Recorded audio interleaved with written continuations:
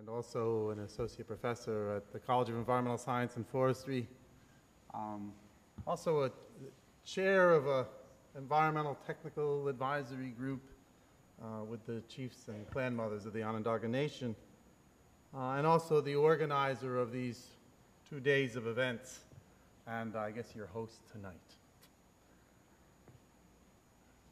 In the way of the Hodenosaunee, all gatherings such as tonight's begin and end with the Thanksgiving address, when we are asked to put our minds together as one and notice that all the beings of creation, the plants and animals, winds and waters, sun, moon, and stars are each still carrying out their duties and making life possible for us.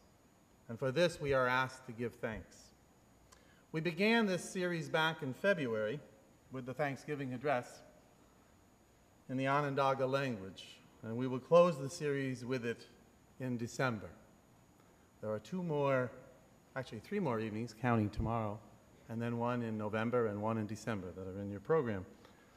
So now, welcome to what will be several remarkable gatherings beginning here tonight, continuing all day tomorrow at the College of Environmental Science and Forestry. And you should have gotten a program when you came in for tomorrow's teach-in. And everyone is invited, and it's free. And if you can get there and figure out how to park, you're welcome to come. Actually, there is parking in the Irving garage. But anyway, it's beginning at 8:30 tomorrow morning for a whole day of events on this topic. And then returning here again tomorrow night. There are three overarching themes for these 2 days. One is the Onondaga land rights and our common future. It gives us a chance to reflect on the opportunities presented by the Onondaga Nation as they assert their title to this area, their homeland, and as they ask us to join to the land and waters that bear their name.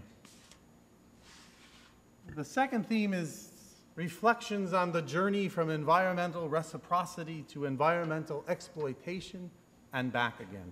And that's what we're starting with tonight. To tell the story of what happened, what this part of the world was like before Europeans invaded, who did such damage to this incredibly beautiful and bountiful part of the world, and how it was allowed to occur. And how do we heal and find our way forward to a new relationship among peoples and between us and the earth? One based on responsibility, thanksgiving, caregiving, and community. And there's a third theme: finding common ground, Indigenous and Western approaches to healing our lands and waters. To ask and perhaps answer the question, how can traditional environmental knowledge, the information gathered through long-term productive relationship with a particular place and ecosystem, and passed on through story, ceremony, names, and ways of being, and scientific environmental knowledge, gathered through experimentation, observation and analysis, and passed on through publication and replication. How can each be called upon for the common purpose of learning how to live well on the earth while living lightfully and thoughtfully in this land, our home? Well, little did we know when we started to plan these 2 days that events would conspire to make our project so timely. In the past few days, the New York DEC and Honeywell Corporation announced their plan for restoring Onondaga Lake. At first glance, the plan, at least as it has been described, appears to be the result almost entirely of Western scientific and engineering approaches focused on economic efficiency and severe discounting of the long-term future. When faced with danger, build a wall, dig a trench. In this case, to stop the poisonous legacy of our industrial past from continuing to leach into the lake. To come to a consent agreement without the consent of the Onondaga leaders and their representatives is not how we have envisioned for finding common ground, succeeding in cleaning the lake and restoring the ecosystem. And yet it is still possible, indeed necessary, to go forward. We can all agree that the leaching needs to be stopped. DEC and Honeywell insist they will still want to hear alternatives. There is a way forward. It's called truth and reconciliation. First, Honeywell, the DEC, and all of us need to understand and explain honestly how and why the lake was so badly harmed. Then we need to apologize to the Onondaga people and to the lake and all its beings. And then we need to take full responsibility for making it right and ask the Onondaga leaders to help us determine in detail how to do that. Tomorrow night, same place, same time, we will explore several ideas for ways forward. Tonight, we look to our past and present. From its beginning, so-called Western science has developed from very different motivations, both love of nature and thirst for power. Some saw in new tools of science the opportunity of great power over others and great wealth for oneself. And there were also those who studied through painstaking observation and experimentation the workings of the world because they were fascinated by complexity and the mysterious interconnections of all things. Science was the branch of natural philosophy that searched for understanding of the profound intelligence alive in all things. Tonight, we have one of the latter form of scientist, a naturalist, a poet, a lover of science, a botany professor at SUNY College of Environmental Science and Forestry, and a native woman of the Potawatomi people of the Great Lakes. So please welcome my friend and author of an eloquent book titled Gathering Moss, Professor Robin Kimmerer.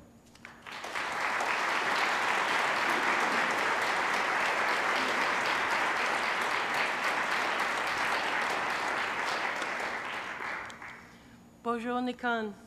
Shabodaske giskokwe nedejnakas baruadami nugwa. Megichwayan Bamaduin.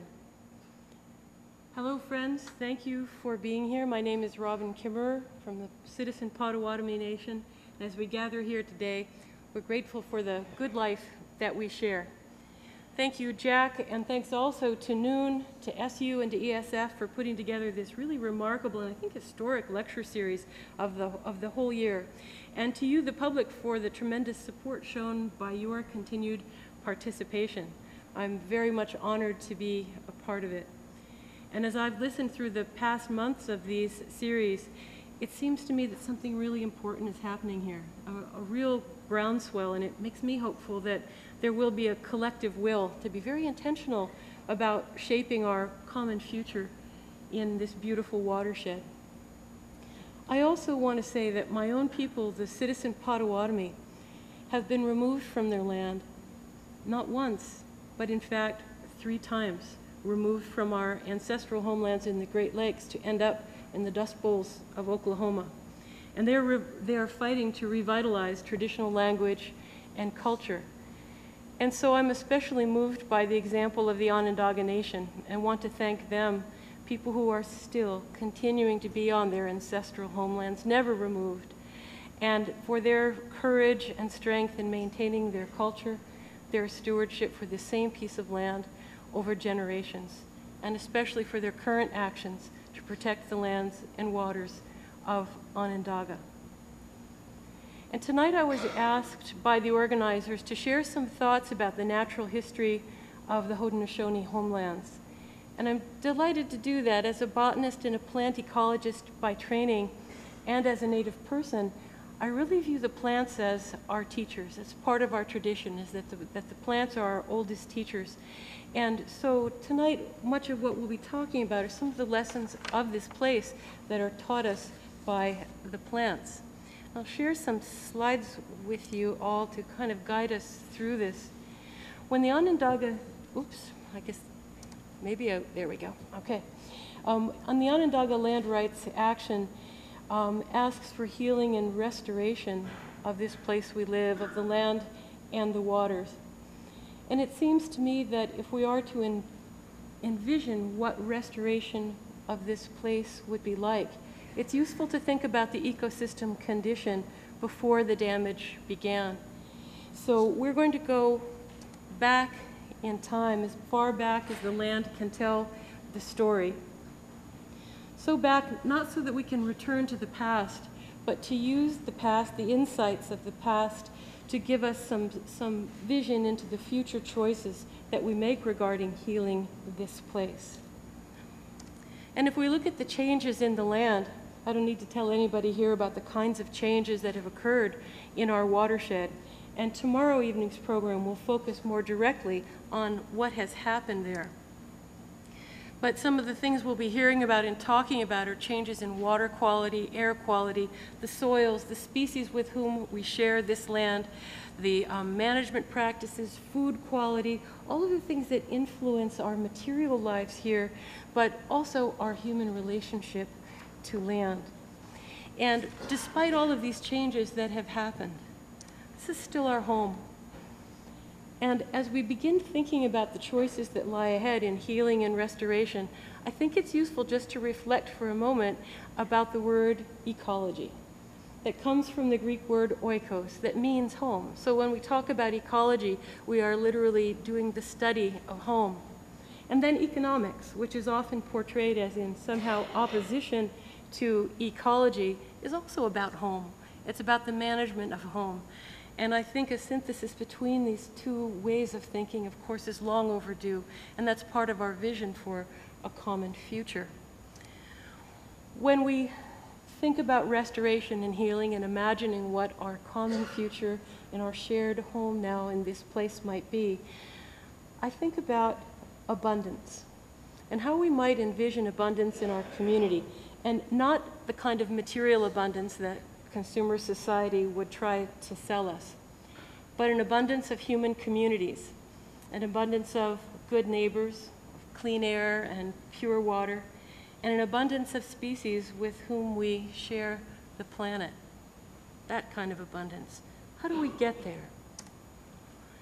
Tonight, I'm going to be talking about the outer circles that you see in this model here. I'm going to be talking from perhaps the perspective of a scientist about what we call the myth of the pristine, about what scholars know about the pre-settlement condition, the ecosystem conditions in the northeastern forests. And then later, Chief Jake Edwards and Jeanne Shenandoah will bring it much more close to home to talk about the Onondaga territories themselves. It would be presumptuous for me as a scientist to try to talk about someone else's homelands, so I'm delighted that Jake and Jeanne will be here to offer us those insights. Jack was talking about the different motivations that science has, and we know that when we think about ecological restoration, science tends to have a privileged voice. Tends to work on this corner of the slide here where we see mind. Scientific knowledge tends to be privileged over other ways of knowing. But an Indigenous scholar by the name of Greg Kahete has written wonderfully that in traditional ways of thinking, we would never claim to understand something if we only understood it with our mind. We have to understand it with all elements of all of the human capacity of mind, body, spirit, and emotion. And I hope as we think about the natural history of the homelands here, we'll bring all of those human capacities to bear. Over this series, we've learned from many of the Onondaga Nation speakers about Indigenous Hodenosaunee cosmologies. And what I want to think about now is what are the cosmologies or the creation stories that colonizing societies have? What is the creation story for a nation of immigrants? How do we understand our identity and our relationship to place? And I think you could say, fairly enough, that the creation myth of the American frontier has a number of important parts. First of all, part of that creation story is that the settlers, when they came here, encountered tremendous natural abundance in their mind, it was also unmanaged by indigenous people. It was a real wilderness, open to be transformed by the colonists, by the invaders. And Europeans believed that in the New World, from their own writings, they say, we encountered the virgin land, the forest primeval, a wilderness, untouched by human hands. But nothing could be farther from the truth.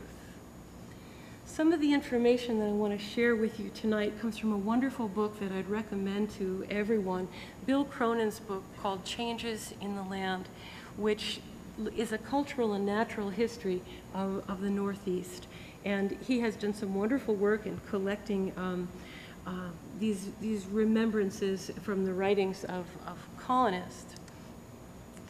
This diagram gives us a quick look at a model for thinking about the interaction of people and their landscape.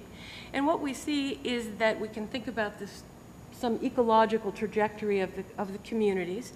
And then when native people came to North America, that ecosystem was altered. It was altered by the presence of indigenous people.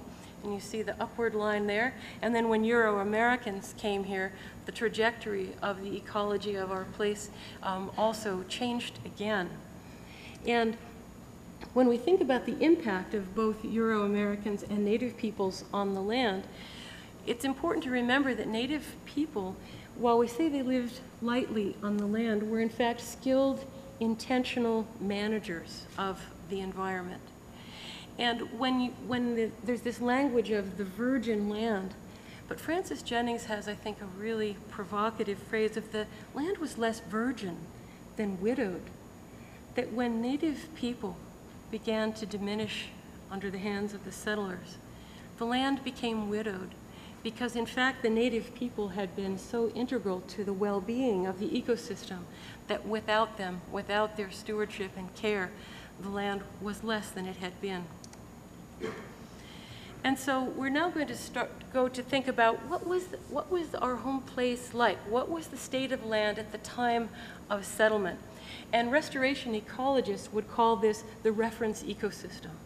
A reference ecosystem is that which we hope to restore to, and that clearly informs our visioning.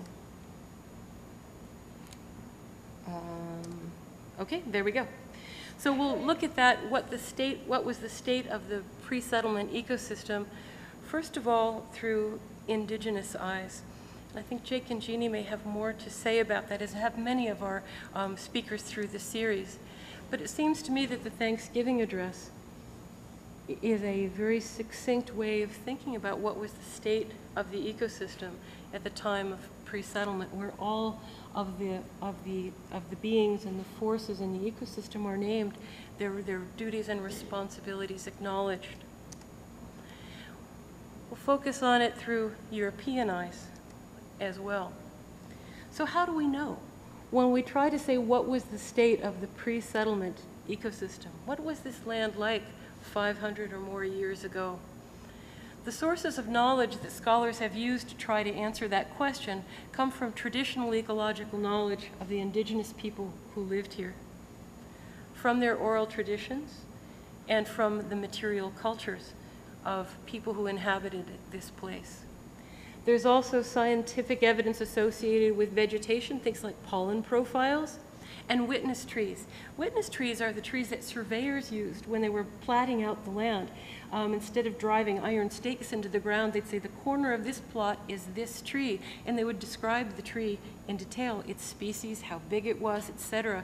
And so therefore we have some idea of what the landscape was like, simply from these very early survey records. Records of merchants, town, court, legislative records, journals, and letters of settlers all help to piece together the story of what was the ecosystem condition.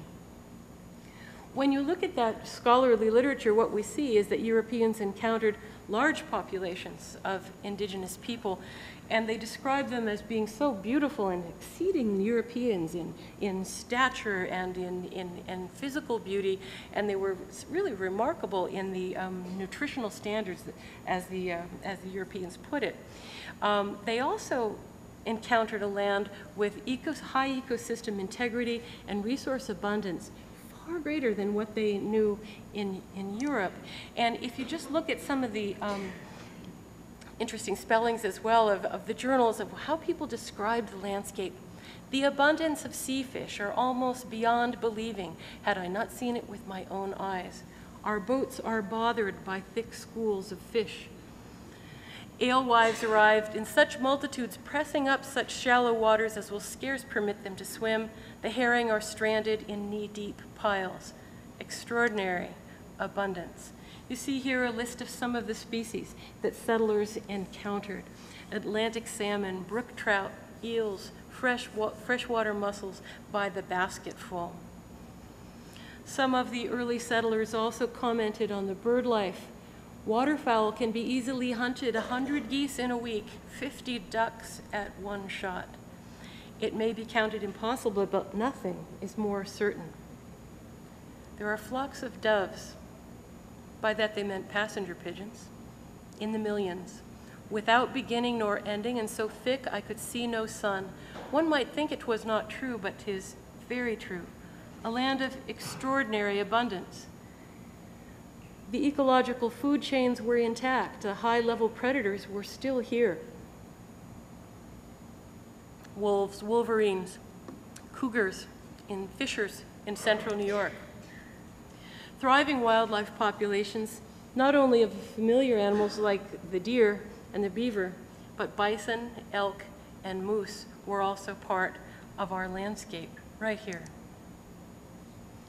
They also turned their attention to the nature of the forests and talked a lot about how warm you could be if you lived here. Here is good living for those that love good fires. Though it be somewhat cold here in winter, yet we have plenty of fire to warm us, and a great deal cheaper than they sell in London. Nay, all Europe is not able to afford such great fires. Their fire is here instead of our bedclothes. They indeed thought of this as an exceptionally rich place.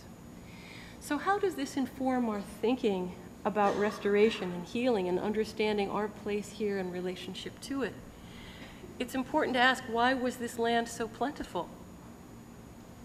And the answer will really come in two areas: the gifts of the land, the physical characteristics of these homelands, as well as the gifts of the people, cultural characteristics that also created abundance. Among the physical sources of abundance, we can name glaciers, soils, and seasonality. And those three factors combine to create this very plentiful landscape that settlers encountered. Just to touch briefly on a couple of these points, the glaciers that living here we kind of take for granted, glaciers having come and gone some time ago, but they left, of course, remarkable diversity in our landscape. There are places where the soil was deposited deeply and gives us these deep fertile valleys. There are the organic soils up near Lake Ontario, the old Lake Iroquois. There are places where the glaciers scraped the soil away, leaving thin, dry soils, lakes, rivers. All of these things that we tend to take for granted as part of our landscape are in fact unique to this area. There are very few places on Earth that have this same combination of ecosystem and landform diversity. Mountains, lakes, rivers, and forests all packed together in the same place. The soils that we have here are also of remarkable fertility, in large part because of what we're experiencing right now, fall. When the leaves fall to the ground, seasonal litter fall, and the decomposition of those leaves makes for extraordinarily rich soils that you won't find in places without our seasonality. There's lots of other attributes of our soils, but much of this has to do with seasonality and glaciers that make it quite unusual. Seasonality, our very sharp 4 seasons that we have here, also create abundance. Abundance for people who live here. And some of that comes from migration, these seasonal pulses in availability of wildfowl, waterfowl, for example. Fish, too, will migrate and spawn, and their seasonal patterns will change. And then wildlife species, of course, produce many, many offspring in order to deal with the harshness of winter. And so all of these things concerned with the harsh seasons that we have here yield abundance. The trees, too, in this part of the world are adapted to seasonality. things like the beeches, the oaks, the hazelnuts, the hickories, etc., will sometimes produce tremendous quantities of food and sometimes not so much. But they tend to balance one another off. And so this became a land of plenty in terms of tree foods. The wetland plants, when we think about all the wetlands that once surrounded Onondaga Lake, that went up and down Onondaga Creek, those wetland plants are also adapted for the seasonality, for winter, because this time of year they're storing carbohydrates like mad, putting lots of starches underground to fuel their own growth come springtime. But that also feeds people and waterfowl and wildlife. So what we see is that throughout the seasons, there was an abundance of resources that were provided by all of the other beings with whom human beings share this place. And you can just see in this brief diagram some of the abundance. And a diagram like this also gives us a sense of the richness of species, because when we're trying to think about how to restore ecosystems, we want to know who are the players, what are the species that should be here, and their relationship with humankind, their generosity to humankind, tells us something about their role in the land that we might restore. But let's think of other sources of abundance. We said there are the sources of abundance that are the gifts of the physical land. But some of the abundance, in fact, much of the abundance that the settlers encountered here was not due to nature alone, but it was due to indigenous land management and stewardship. It was due to the caregiving practices of the Hodenosaunee people who lived here and other people throughout the region. So in fact, this American wilderness, there was a real myth, of course, that the settlers encountered a wilderness where that had never been managed by people. In fact, indigenous people engaged in many of what we call traditional resource management practices. Burning, coppicing, which is a kind of pruning of wetland plants. They created a literal mosaic over the landscape with these ecotones. Ecotones are the edges between one patch of ecosystem and another. People also were involved in transplanting species from one edge of a range to another, and so people were real agents of dispersal and agents of creating species diversity. Far from being passive bystanders, they were active participants in the diversity of their landscape. And all of these words here are only to say that if you're going to manage a landscape, if you're going to live according to a seasonal cycle, it requires extensive, detailed knowledge. It requires traditional ecological knowledge, or what I think of as native science. This list, from meteorology to species interactions, successional patterns, this reads like the textbook or the table of contents of an ecology textbook. All of this was within the purview of native land managers.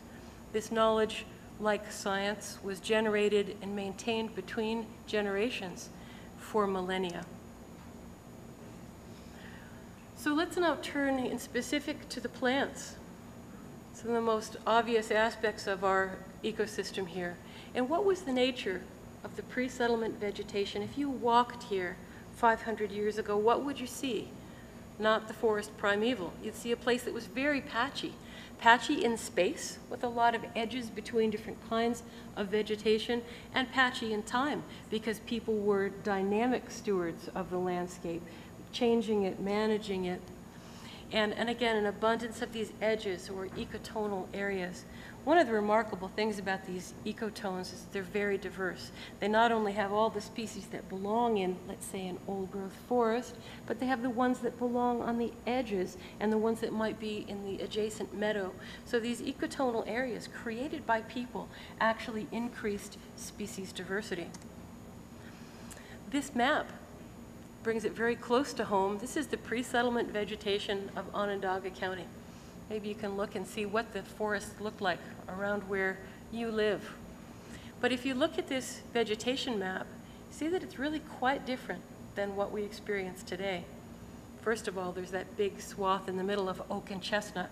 We're not going to find any chestnuts anymore.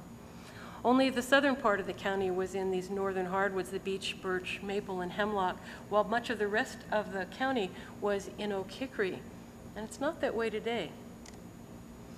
The forest structure and composition that you might have found on a walk 500 years ago is very different from what you'd see today. And this photograph gives you a little bit of a sense of that. In an indigenous management landscape, the trees are larger, they're spaced far apart, so it almost looks like a park. And the kinds of species that we might have found at that point were more oaks, hickories, chestnuts, walnuts, instead of the maples and birches. Not only did indigenous people manage for oak, hickory, walnut, and chestnut because they were good food and good food for wildlife, for themselves as well as for wildlife. Again, if we turn to some of the journals that Bill Cronin cites in his work, they say the timber of the country grows straight and tall, some trees 30 feet high before they spread their first branches. Forests so open they can be traversed by a large army. Interesting terms. In many places, diverse acres being so clear that one may ride a hunting. Why were the forests so different? In large part, indigenous management. Firewood harvesting changed the age structure of those forests. Intentional burning selected against those trees that can't tolerate fire, things like maples, while oaks flourish after fire, as do chestnuts and hickories. And some of the trees that really respond well to fire are not only resistant to ground fires, but then they'll sprout up from their base. And fire removes ground level competition. So native peoples were using fire very skillfully to manage the landscape. Thomas Morton in 1640, the salvages are accustomed to set fire to the country in all places that they come and burn it twice a year, in the spring and in the fall. And so that really produced a whole mosaic of resources by human activity. And again, the diversity of ecosystems that was produced was remarkable. In much of the literature, it tells us about all these berries that were produced in what were called berry barrens. Again, a product of indigenous fire management. And berries would come up under the trees like this. One of the other reasons that fire was such an important traditional resource management tool was that it created meadows like this. Meadows like this that were very attractive to deer, to elk, and to bison. And so native people were managing a landscape in such a way that it benefited all of those species as well as themselves. To the point that some of the settlers, when they arrived here, they were really surprised that there weren't any domestic animals, that there weren't any barns. Well, why in the world would you need a barn if you burn a meadow and you create a big patch of lush, succulent grass? Where are the deer and elk going to be? You don't need to lock them up in a barn. You create food for them and they'll be nearby. But this is not the way, of course, the settlers interpreted it. While intense seasonality can bring abundance, as we've seen, it can also bring winter hunger, another less positive consequence of the seasons. And so native people, of course, invented some of the most remarkable agricultural systems that the world has ever known. Fire, again, was used to clear for agriculture, and there were very large agricultural clearings created surrounding the villages. And just a word about Three Sisters agriculture, just a wonderful polyculture of corns, beans, and squashes, many of you know, where these three plants work together to support each other. Other crops, peaches, sunflowers, tobacco, were also grown here. Hodenosaunee agriculture supported large concentrations of people in very large villages, and this is what, of course, the settlers were responding to. And sadly enough, we know about some of the crops that were grown here by the records of the Sullivan campaign that documented just how many bushels of corn and acres of orchard they burned. And so what we see by these examples, by looking back into the cultural and natural history of the landscape, we really see that the land, the plants, the wildlife, the waterfowl provided all the material needs and the spiritual needs for maintaining life. So all of this abundance was created by caring for land. So a mosaic of landscape benefited people, plants, wildlife, water, and air. And what we see about all of these relationships, where human beings are active participants as stewards of the ecosystem, not sitting by.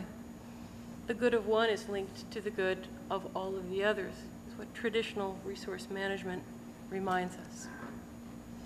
If we look at our ecosystems today, just in terms of the biology of the systems, there are a lot of missing pieces.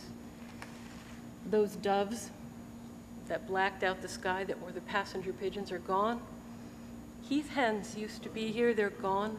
Wolves largely gone, lynx largely gone. The moose starting to make a comeback, but there are a lot of missing pieces from this mosaic of ecosystem diversity. If we look at the trees, the American elm, which was so important in the culture of peoples here for longhouses and so forth, gone. The majestic chestnuts, gone. A lot of the traditional medicine plants, endangered. While many of our species were lost, others were added. Exotic species like purple loosestrife, garlic mustard, zebra mussels, lampreys, lots more of them. We've changed our neighbors. Let me turn now to thinking and finishing up here with different views of this landscape. Land as sustainer of life might have been the way that the native people looked at it this way, as opposed to the folks who came here, viewed land as property, as a source of wealth and belonging. It's important to remember that George Washington was a surveyor. His early training was viewing land as property. And one of the reasons that I wanted to tell you the story of how people managed the land here was because the English preconceptions about lack of land management and their grasp of this myth of the pristine was one of the reasons that how they justified dispossession of native people. They said the Indians are not able to make use of 1/4 part of the land, neither have they settled places as towns to dwell in. They change habitation from place to place. The Puritan culture that came here took exception to the way that native people lived because in the English mind, hunting, fishing, picking berries were pastimes of the idle rich, not ways of sustaining oneself and sustaining the land. But because native people worked with natural processes, the land didn't seem to be substantially altered from a state of nature to the Europeans. They really did view this as a wilderness, not as a carefully tended and stewarded landscape. And so in the writings of many of the English, what we see is that we should come and take this land. This land is open to us because native people were not improving the land. They had no domestic animals. They had these gardens that weren't planted in straight rows with only one kind of species. They had impermanent dwellings. They didn't own property. Therefore, in the mind of the conquerors, the land was free for the taking. Jonathan Winthrop gives us another reason why they thought this land of abundance was free for the taking. Epidemics were a sign of God's providence in sweeping away great multitudes of the natives so that he might make room for us here. Forces us to think, what does land mean?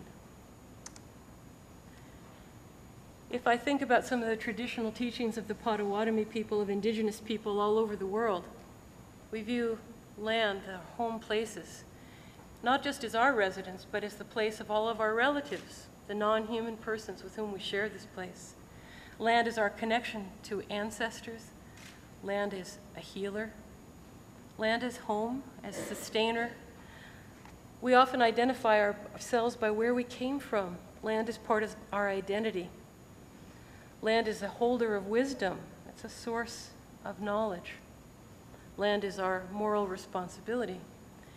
And to these indigenous concepts of land, we add the new ideas. Land as capital and land as property. So how do we view the land and the relationships that we want to make in this place as we heal and restore? Should land be a source of belongings, or should land be a source of belonging? When the Onondaga Land Rights Action speaks of restoration and healing, what all this involved? Yes, healing the ecosystem, trying to return it to some aspects of the reference ecosystem, which we've just painted. But oftentimes, it seems to me that it's not the land that's broken. It's our relationship to it. It's a broken relationship that got us to the place that we are today. And so the theme that I've tried to develop here is to understand where abundance comes from as we try to envision it for ourselves. And I think some of the lessons of traditional knowledge are that abundance flows when we've met our responsibilities to land, when we are again active participants and stewards in the landscape. So what we're looking for in thinking about the healing of the land and understanding what it looked like 500 years ago is not a return to the past, but as Jack said, a way of going forward. And most of us here are immigrants to this place. Maybe our families have been here for many generations, but fundamentally we're all immigrants here. And one of the challenges of an immigrant society, if we are to live sustainably, is to do what I think of as becoming native to place, living as if this was the land that sustained you, living as if land was a moral responsibility, as if it were our home, as if it sustained us. And I think I'll close there, and now we'll narrow that circle from thinking in a sort of a scientific sense about the broader context of the homelands and the natural and cultural history to now thinking about them in specific in the Onondaga territories. Thank you.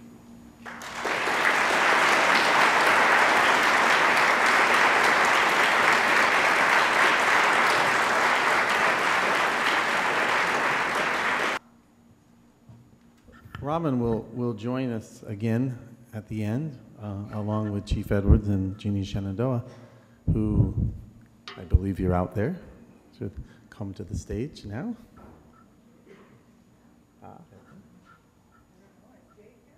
I don't know. Jake, are you here? No. Jeanne Shenandoah, who is a teacher, an herbalist and healer, midwife, and someone who's been very active in bringing to us both her own personal perspective on the land and waters here, and also the voice of the Onondaga Nation. And Joyce King, who did not expect to be doing this, but is happy to join us. Joyce is a Mohawk woman who is also the director of the Hodenosaunee Environmental Task Force, and who is speaking tomorrow at the teach-in. So welcome to Jeanne and Joyce.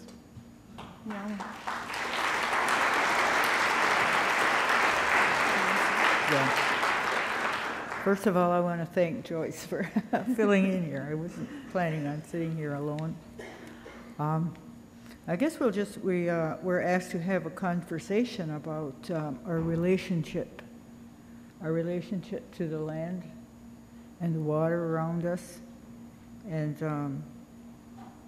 so I guess the first comment I thought about making was the fact that our people were living here in this whole area.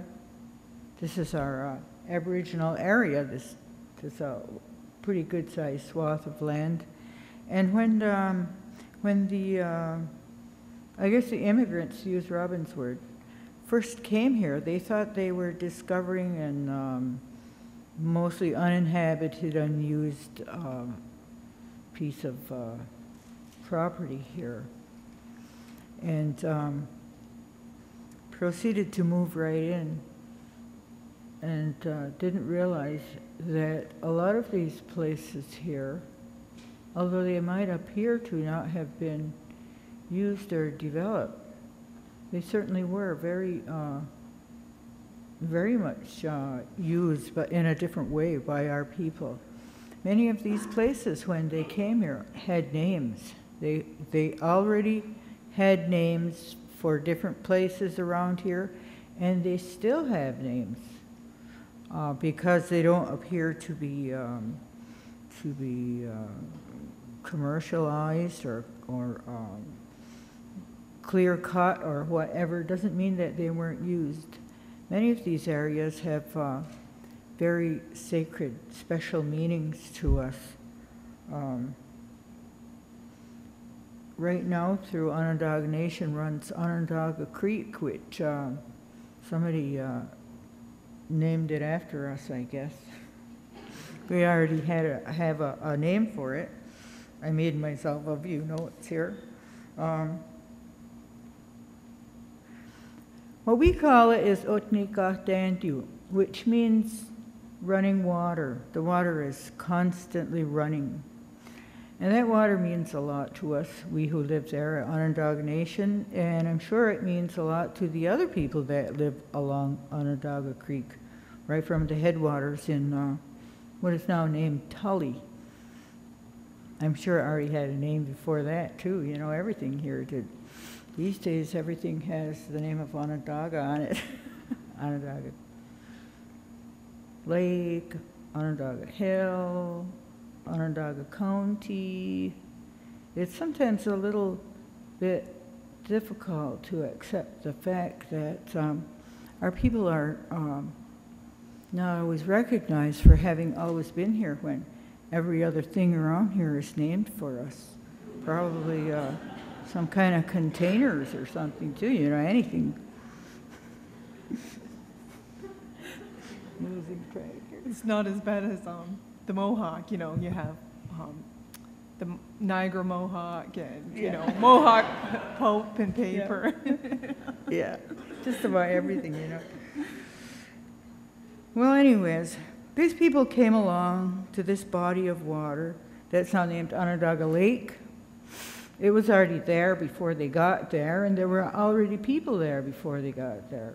Our people, the people that came before us, the grandmothers and grandfathers, the families and the clan families of the people, the Onondaga people, which, by the way, isn't even Onondaga. It was kind of anglicized by people that came around. The actual pronunciation is Onondaga. That's the way that we pronounce what we call ourselves. And that was changed, and then they named the lake after us and proceeded to use it. That lake has many names, as do many places in this area.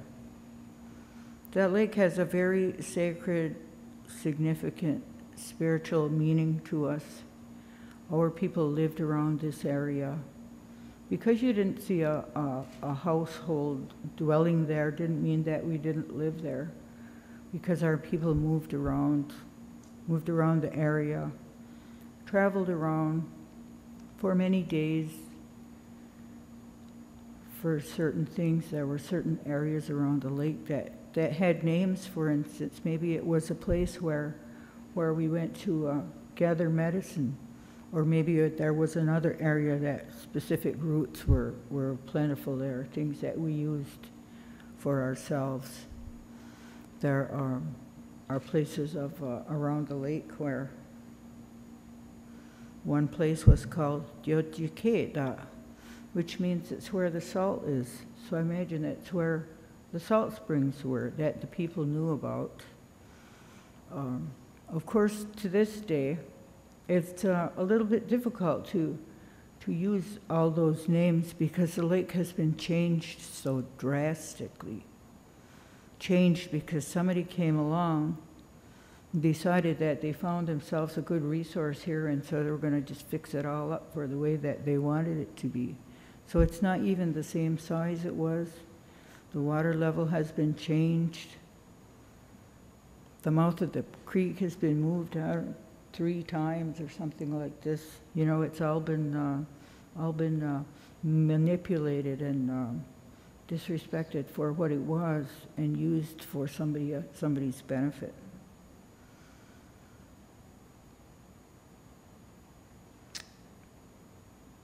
These places had names because our people used them to fish.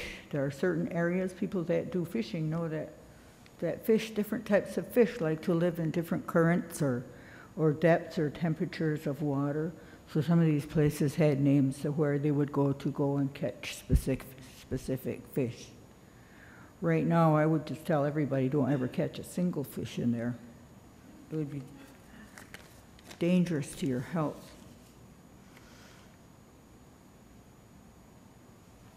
So one of the main names that we called that lake was Hodenosaunee, and that meant that it's one of the places that our people always used, and we considered it that we lived there because we were around there. We were all around, moving around.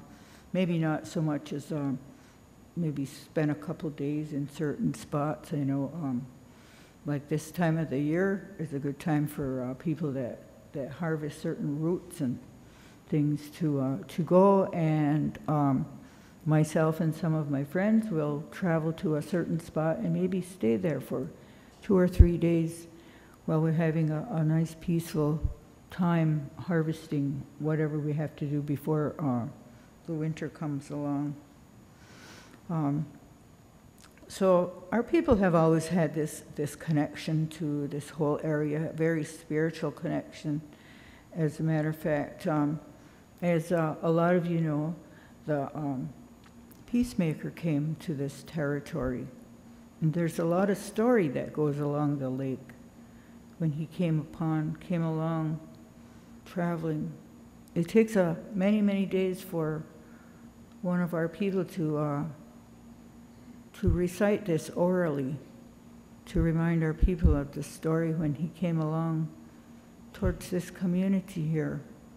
He came to a place where the 3 rivers meet, and he stopped there and spent some time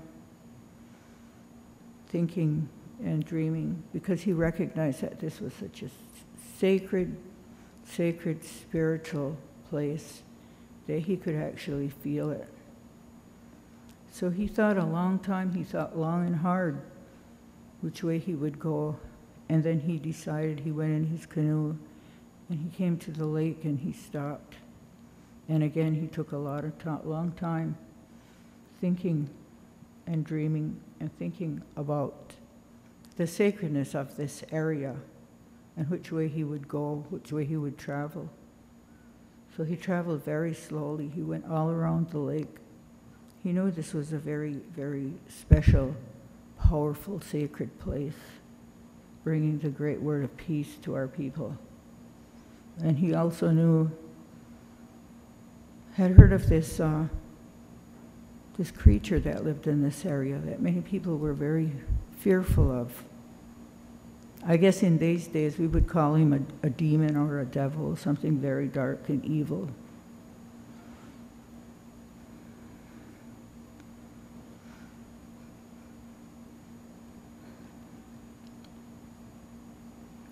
So the story goes that he traveled around this lake on this mission that was sent to us. Our people were in a very bad condition at the time. And this man was given the mission to come and bring this great peace, to bring us these teachings, to help us to be good people. So he came upon this person. He carried this great word. It's very hard to tell you about it, to describe the preciousness of this message of peace, and how sacred this area is. That message of peace was so powerful that it organized our people. It organized all the Hodenosaunee people all across this area.